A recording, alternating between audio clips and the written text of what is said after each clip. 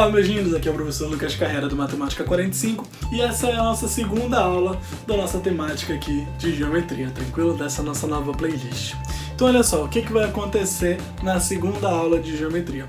Hoje, nosso objeto do conhecimento, como eu já disse, ele continua sendo geometria plana, só que agora nós vamos falar sobre retas paralelas cortadas por uma transversal. Lucas, que isso, calma, muita informação, muito nome. Gente, eu sei que provavelmente tu já viu esse desenho aqui.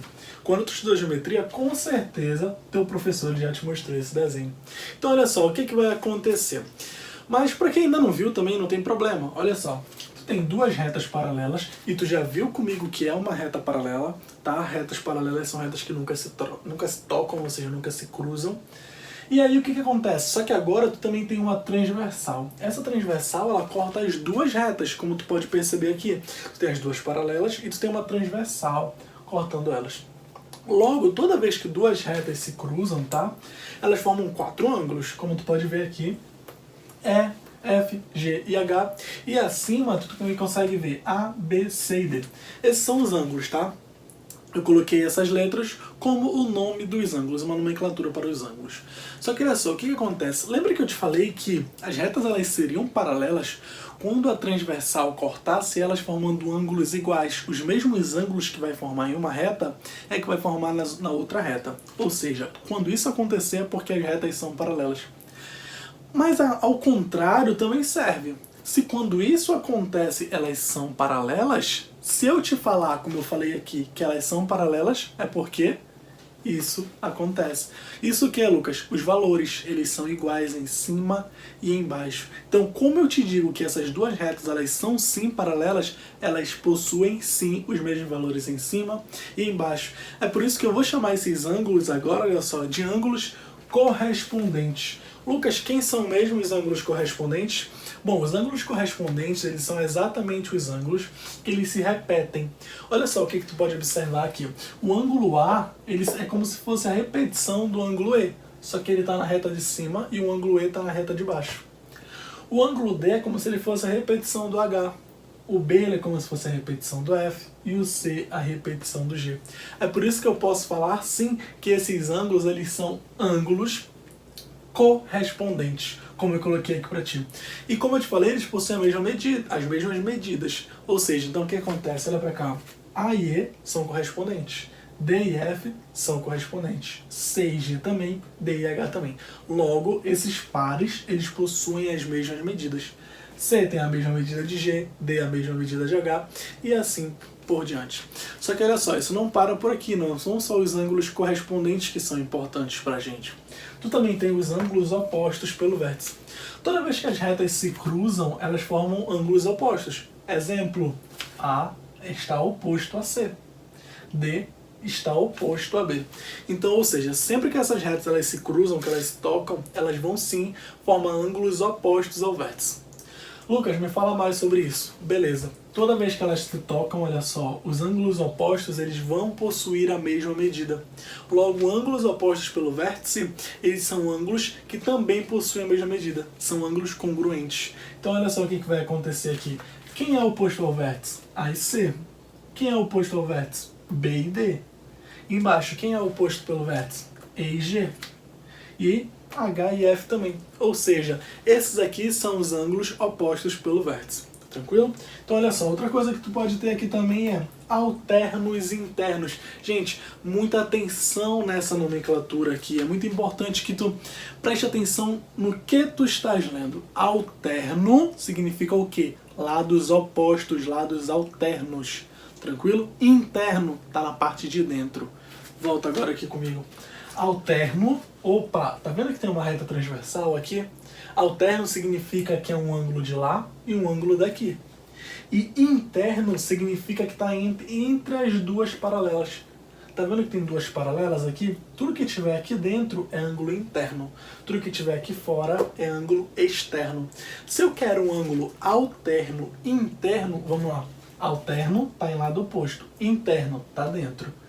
Então olha só, C e E são alternos internos. Vamos lá, é alterno? É, porque está um de cada lado.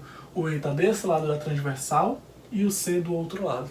E eles são internos? Sim, eles estão compreendidos entre as paralelas. Ou seja, C e E é alterno interno e B e H também são alterno interno. Ou seja, também são ângulos que estão aqui dentro, só que estão de lados alternos, de lados diferentes. Beleza? Então olha só o que vai acontecer. Além de tu ter alterno interno, tu também tem alterno externo. Alterno externo é o seguinte, olha só o que vai acontecer aqui. Alterno, lado diferente, só que é externo, tá pra fora. Então olha só, A e G. O A está do lado de lá, o G está do lado daqui. Só que eles são externos e alternos, ou seja, alternos externos. A e G e D e F. Ambos estão fora, ou seja, são externos e estão em lados diferentes, ou seja, são alternos. Chamo eles então de alternos externos. E eles também possuem a mesma medida, gente. Alterno interno, por exemplo, C e E, possui mesma medida. B e H possuem a mesma medida. A e G possuem a mesma medida. D e F possuem a mesma medida também. Então, tanto os alternos internos quanto alternos externos, tá? Eles vão fazer o quê? Eles vão possuir a mesma medida. Beleza, gente? Então, olha só. Voltando agora aqui, vamos falar sobre colaterais internos. Se alternos eram de lados diferentes, eram de lados opostos, alternos, colateral é que está no mesmo lado. Então, colateral, eles estão no mesmo lado da transversal. Não pode estar em lado diferente. Então, vamos lá. Colateral interno. Se é interno, está na parte de dentro. Se é colateral, tem que estar do mesmo lado. Exemplo, C e H estão do mesmo lado e são internos. B e E estão do mesmo lado e são internos. Mas, Lucas, eles vão ser ângulos congruentes? Vão ser ângulos que possuem a mesma medida? Não, gente. Colateral são ângulos suplementares. Lucas, o que são ângulos suplementares? Anota isso aí, vai. Complementar são ângulos que somados dão 90 graus. Suplementar, tá? Suplementar são ângulos que somados dão 180 graus. Então anota aí, complementar e suplementar. Então vamos lá, eu te falei que colateral interno são ângulos suplementares. Se são ângulos suplementares, são ângulos que somados dão 180. Ou seja, C mais H é 180 graus. B mais E é 180 graus. Beleza? E colateral externo, vamos lá, colateral, mesmo lado. Externo, tá pra fora. Mesmo lado, só que pra fora. A e F, D e G. Ambos estão aqui, ó, do mesmo lado, tá? E estão na parte de fora. E eles também são suplementares, A e F, D e G. Então, colateral externo, tá? Mesmo lado, estão na parte de fora. E eles também são suplementares, ou seja, se eu somo A mais F, tem que dar 180 graus.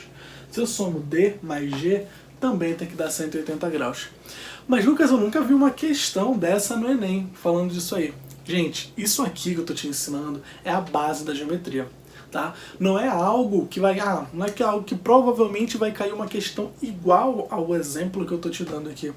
Não, gente, isso aqui é a base que vai te ajudar a destrinchar vários conteúdos. E às vezes vai ser um detalhe, um pequeno detalhe para solucionar uma questão. Tranquilo? Ou um item lá do teu Enem. Então, outra coisa muito importante que eu tenho para ti aqui, olha só, é o Teorema dos Bicos. Lucas, o que é Teorema dos Bicos? Teorema dos Bicos é justamente o seguinte, observa paralelas e várias transversais agora. Mas observa que essas transversais, elas formam bicos. Olha só, um bico para cá, um bico para lá, um bico para lá, um bico para cá e assim por diante. O que eu quero te dizer é algo bem simples, bem rápido. Se tu pegar todos os ângulos que apontam para um lado e somar eles, tem que dar igual a soma dos ângulos que apontam para o outro lado. Só que observa, esses ângulos eles precisam ser ângulos internos, beleza? Então olha só o que vai acontecer aqui, olha só. A, C e E são ângulos que apontam para a esquerda e estão aqui, olha, na parte de dentro aqui. Eles não são esses ângulos maiores, eles são sempre os ângulos menores. Então se eu pegar A, C e E somar eles, isso aqui tem que ser igual a se eu somar os ângulos que estão para a direita. Quem são os ângulos que estão para a direita? B, D e F. Ou seja, quando eu somo B, D e F, tem que dar igual a soma de A, C e E. Isso aqui é o Teorema dos Bigos, isso aqui é um macete que pode te ajudar muito em determinadas questões aí, tanto do Enem quanto de vestibulares regionais, tá? Estaduais e assim por diante. Beleza? Então, galera, essa aqui foi a nossa segunda aula de geometria. Não esquece aí de se inscrever no nosso canal, é muito importante ativar o sininho também para te continuar recebendo todo esse conteúdo. E eu espero de verdade que tu continue assistindo as nossas aulas de geometria. E não esquece de outra coisa, o nosso Instagram, tá bom? Vou deixar bem aqui o endereço do nosso Instagram. E aí eu quero que tu vá lá e que tu curta, tá, nossas coisas lá e principalmente siga o nosso Instagram para te ficar por dentro de todas as dicas e vídeos que eu posto lá, tanto no story quanto no feed, beleza? Eu alimento essa página o tempo todo, então é muito importante que tu esteja lá presenciando todo esse conteúdo, beleza? Então valeu, lindos, e até a próxima aula.